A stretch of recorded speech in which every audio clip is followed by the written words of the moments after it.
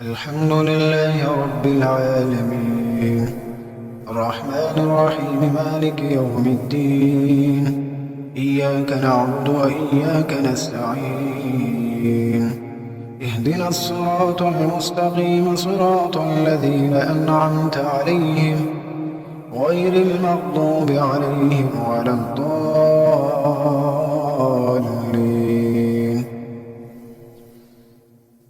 وإذ قال إبراهيم رب اجعل هذا البلد آمنا واجنبني وبني أن نعبد الأصنام رب إنهن أضللن كثيرا من الناس فمن تبعني فإنه مني ومن عصاني فإنك غفور رحيم. ربنا إني أسكنت من ذريتي بواد غير ذي زرع عند بيتك المحرم ربنا ليقيموا الصلاة فاجعل أفئدة من الناس تهوي إليهم وارزقهم من الثمرات لعلهم يشكرون.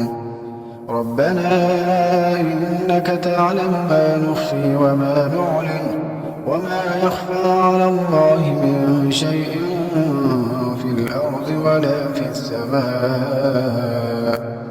الحمد لله الذي وهب لي على الكبر إسماعيل وإسحاق إن ربي لسميع الدعاء.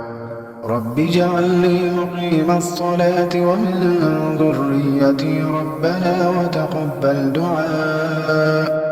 ربنا اغفر لي ولوالدي وللمؤمنين يوم يقوم الحساب.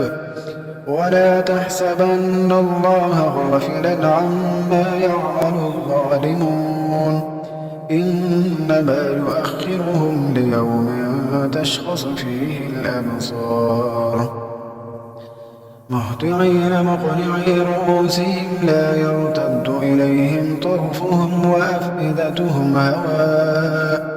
وأنذر الناس يوم يأتيهم العذاب فيقول الذين ظلموا ربنا أخرنا إلى أجل قريب نجب دعوتك ونتبع الرسل أولم تكونوا أقسمتم من قبل ما لكم من زوال.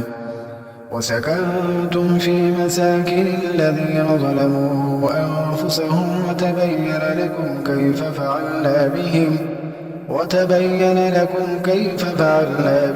وضربنا لكم الأمثال. وقد مكروا مكرهم وعند الله مكرهم وإن كان مكرهم لتزول منه الجبال.